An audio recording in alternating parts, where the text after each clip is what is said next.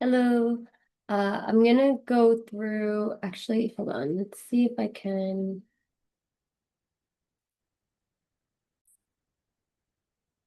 Okay. So I'm gonna go over some of the questions that we might see on the exam for Newman projections. And then I also have pulled up a couple of 3D models to help us understand what exactly even is a Newman projection, right? And so the two models we're going to look at are two ethanes, which is just two carbon chain. And one of them is more stable than the other. And the way to figure this out from looking at it or like moving around and manipulating the model is by setting them up in a Newman projection in a front to back viewing. And so if we do it for that one, and then we go ahead and do it for that one, we notice something now. Whereas it was a little bit harder to tell when they were side by side like this. And so what we notice here now is on the carbon atoms, the substituents for each of them are staggered, or they're kind of like one and then the other, one and then the other. And then for this one, the substituents here, which are the three hydrogens on that one and three hydrogens on this one, are eclipsed. Kind of like a lunar or solar eclipse, one covers the other one covers the other one covers the other one. And they're not completely eclipsed, because if they were, then like we would it would just look like a 2D model. So we do it this way so that we can see that they are eclipsed and in the least ideal position for this molecule. And then the one that is staggered, or what we called it in class is anti-conformation, is is a lower energy, right? Because they're each equally distanced or spaced from the other, and so they have their own space, and so their repulsions are not as strong as they would be in the eclipse model, where one substituent is directly behind the other, and so they're in each other's space and orbits, and their electrons or repulsions are a little bit stronger, and so they're a higher energy and it's like considered unstable. And so the reason why now we have to practice drawing them is so we can be able to identify the ideal positioning for a stable molecule. And the best way to see that is through this front to back viewing, which is called the Newman projection. Yeah. And so now on the exam, we're going to have questions like these, which are completely empty, and they give you the name of the molecule, and then they give you the bond that they want the angle from. So obviously it's going to be 3 to 4, 2 to 3. It's going to be 1 to 1 kind of thing because you want to see one in front of the other. However, we practice nomenclature or the naming of molecules, so we should be able to understand how to draw this out just from looking at it. So let's get started. Um, Here we have 4-ethyl 2,3-dimethyl hexane. So automatically we see hexane. We know the carbon chain, the parent carbon chain is going to be 6 carbons. So that means we're going to have 1, 2, 3, 4, 5 drawn out like this. And then we know, let's label it 1, 2, 3, 4, 5, 6. And then we know on the fourth carbon, we have an ethyl. Boop, boop. And then we know on the second and third carbons, we have two methyls. And so it's methyl here and methyl here. Okay. And now this is going to be viewed through the C3 to C4 bond. That means between these guys. So we're going to look at this carbon and then that carbon. And so what we did in class is we just write down what we see, right? So for C3, we see that it's connected to a methyl group. And then we assume that it's connected to like some hydrogen, because it's a carbon, so it has to have 4 bonds. And then the last one is connected, oops, that's right, hydrogen. And the last one is connected to something that looks like a Y, which is also called isopropyl. But we could just draw it out too for us. And then C4, we're going to look at C4. It's connected to an ethyl group. It's connected to this, I think it's another ethyl group. And then we're going to assume, again, because it's a carbon, it's going to be connected to the hydrogen here. So we have all our 4 bonds. And now let's get started. So we're going to put C3 in the front. And so we know what the front is going to look like. So for both conformations, we're going to start the same. We're going to start with a peace sign looking thing with the lines coming out. All right. And we know this is the front because it's in front of the circle. We can see the lines. And we're going to do the other one right here. Same thing. We can see the lines. Oh, this one does not look good. Okay.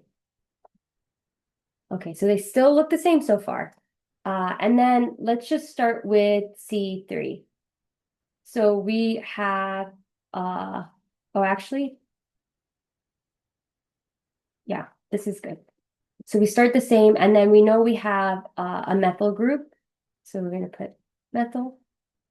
We know we have a hydrogen, and then we know we have this isopropyl, and so we're going to do that, right? And then for C3 in the front, same thing.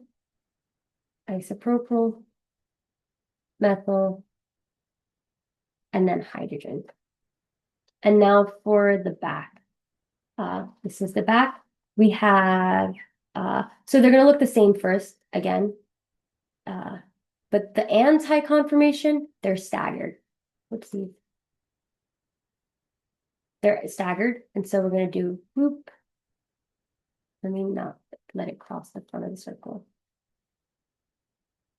Boop, boop, right? One, then the other, one, then the other.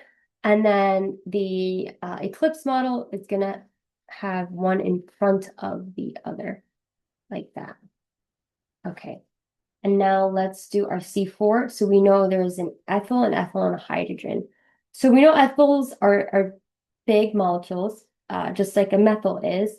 And so we're going to want the ethyl and the methyl not to be directly behind or close to each other, but we want them across from each other. So we're going to put the first ethyl across from the methyl,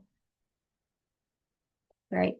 And then there's another ethyl, and we know there's another big molecule here on isopropyl, so we're going to put the other ethyl behind or across from that one. So that way they're as far as possible and they're spaced between each other. And then the last thing is a hydrogen, and those usually like line up. See? Okay. And now same thing for this one, except we're going to make this as uncomfortable as possible. And so directly behind one another is going to be our first ethyl again. Second ethyl is going to be behind the methyl because they're big molecules, and they're eclipsed right here. And then hydrogen. And then we can go ahead and label our anti-conformation and our whoa, that one has one too many lines. And our eclipse.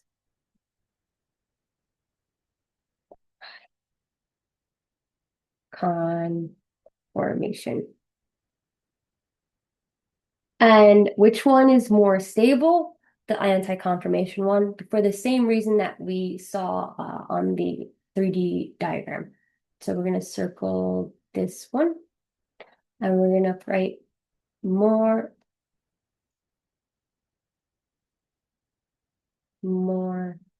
stable. Boop. And that's done for this question. And then we can do, I guess we could do the other question that we went over in class as well.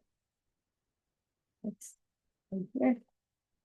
And this one. So this one's different.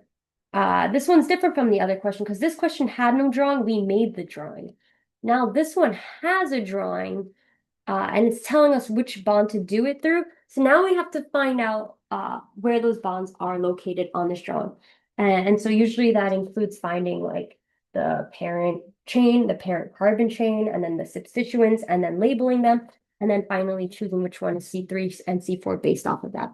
So let's do that. Like, let's get started as if we were just naming this thing, right? Let's get this come up. Yeah, I think we're okay.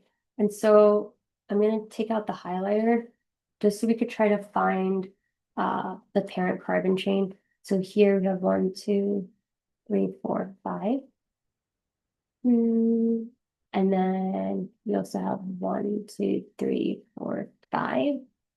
And then the other way around, which is like 1, 2, 3, 4, 5.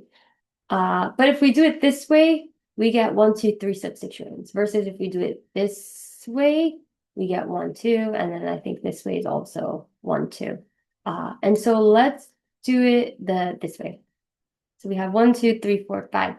And then we want our substituents to be closer to the front of the chain. And so it looks like here we already have our first substituents closest to this side. So, and then this one's 1, 2, nope, this is first. So 1, 2, 3, 4, 5, 6. We don't really even need to go that far, to be honest, because this is between the C3 and C4 bond. And then, so we're going to do, this is the bond we're looking at now, 3 and 4. And so if we look at the C3, we know C3, it has an ethyl group.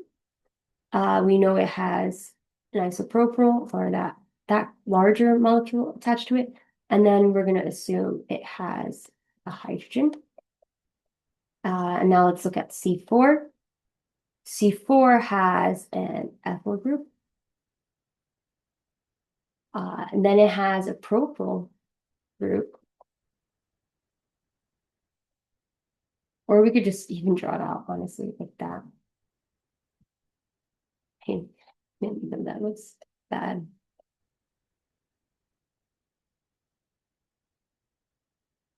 There. Does that look right? Oh no, I'm lying. It's another ethyl group. Yeah. It's 2 ethyls. And then we're gonna assume, sorry, a hydrogen. I got confused there. Okay. So now we have our things that are bonded to the C3, our substituents that are bonded to C3 and C4. We're gonna draw the 2 conformations and they're gonna start the same. We're gonna do our peace sign. And then we're gonna do the 3 here and the 3 there. Okay. And then just again for reference, what it's supposed to look like, right? This is if it's more stable and anti or staggered. This is when it's unstable and eclipsed. And then we can honestly just do, let's see, we can do the staggered one. And then the eclipsed one are kind of like one behind the other, right? Yeah, I think that's how it looks, right? To the right, to the left, to the left. Right. Sorry, whatever. They're eclipsed, you could tell. Okay, and now we're gonna go ahead and start drawing our C3. So C3 is gonna be the front for both. So we have an ethyl group. We have this triangle group here, and we have a hydrogen, which is a isopropyl. And then same thing here, we have the ethyl group. We have the triangle, and then we have just a hydrogen. And now the one on the back, C4, is 2 ethyls and a hydrogen. So for our first ethyl, we're going to want it to be either completely across and as far as possible from the other ethyl. And then for the second ethyl, we also want it behind and across as far as possible from the other big molecule. And then our hydrogens can line up. And then for this conformation, which is eclipse, we want it to be as uncomfortable as possible. So we're going to put the big boy molecules directly behind one another. And so we're going to put our other ethyl, can you even draw it out, honestly, the other ethyl, our other ethyl there, and then the other ethyl here. And then this one is just a hydrogen lined up. And then we can label it anti, and this might be confusing. Let's do black. Anti and and eclipse. Uh, and then this one is going to be the more stable. Okay, and those are the two examples we went through in class. I hope this helped understand why they look the way that they look, and how we know which one's going to be in our front, and we draw them first, and we draw the back ones, and we try to, the tricky part comes when we're trying to draw the back one and trying to basically line it up so that they are opt as comfortable as possible or stable as possible. Okay.